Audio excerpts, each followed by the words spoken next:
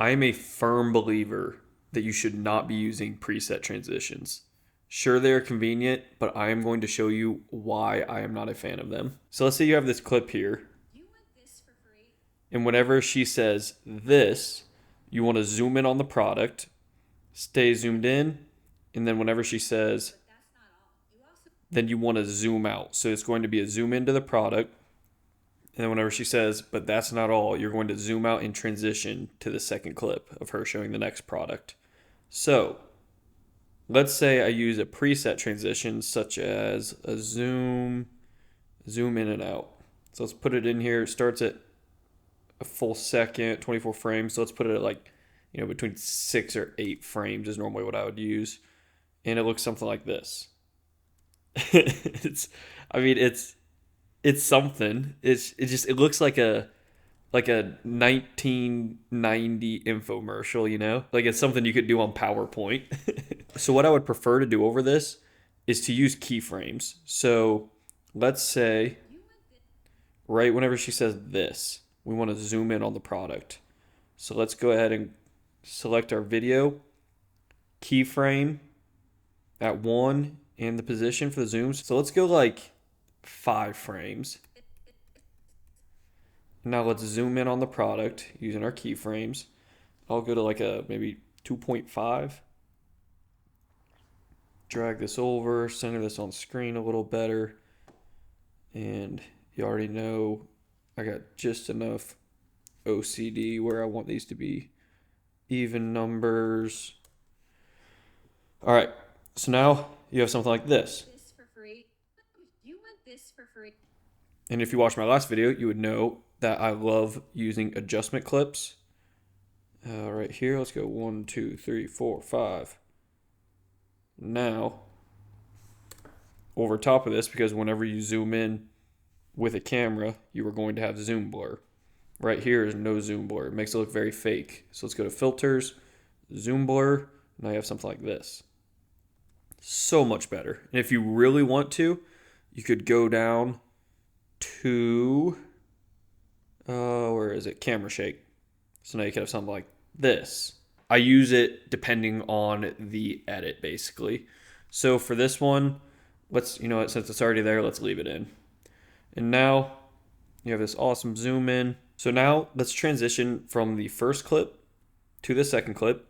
Right now it's just a hard cut. So let's go to the end of the first clip, go back 3 keyframes. Sorry, I keep calling them keyframes. Go back 3 frames. And now we're going to set a keyframe of the 2.5 in the position that we have. And now when you go to the end of this clip, let's set it at like a 1.5.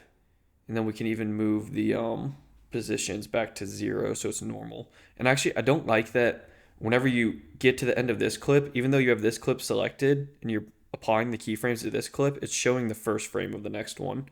So I'm even going to move that over, go 1 more frame, just so I can see the end of this clip and what it'll look like.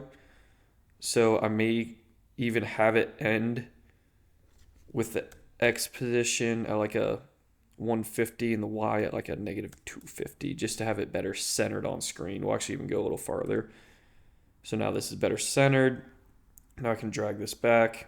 So now if you look at it, it zooms out, but then it's just a hard cut to her standing there. We need there to be zoom on the second half of this edit as well. So I'm going to go in 3 keyframes of the second clip. Doesn't have to be 3. That's just what I like to use because then it'll be 3 on the second clip, 3 on the first clip, total of 6 frames for the transition, which I think looks pretty good. Now we're going to set the zoom at 1, the position at 0, because this is where we want the transition to end.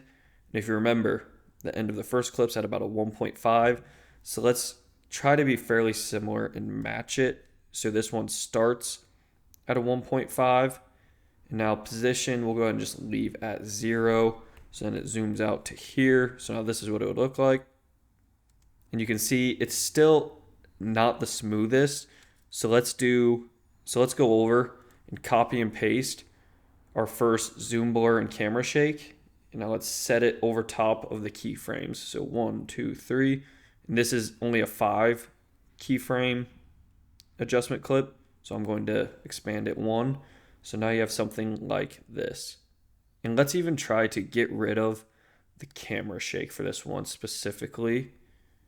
So the final will look like this.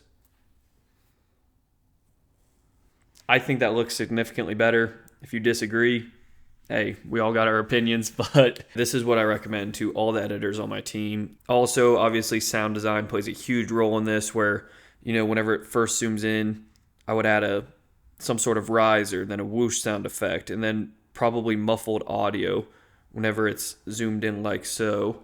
And then the zoom out, obviously, maybe another riser and then a whoosh effect. And I have a massive folder that I share with our team in Google Drive. If you want access to that, let me know. I can hook you up. But yeah, let me know what you want to see next.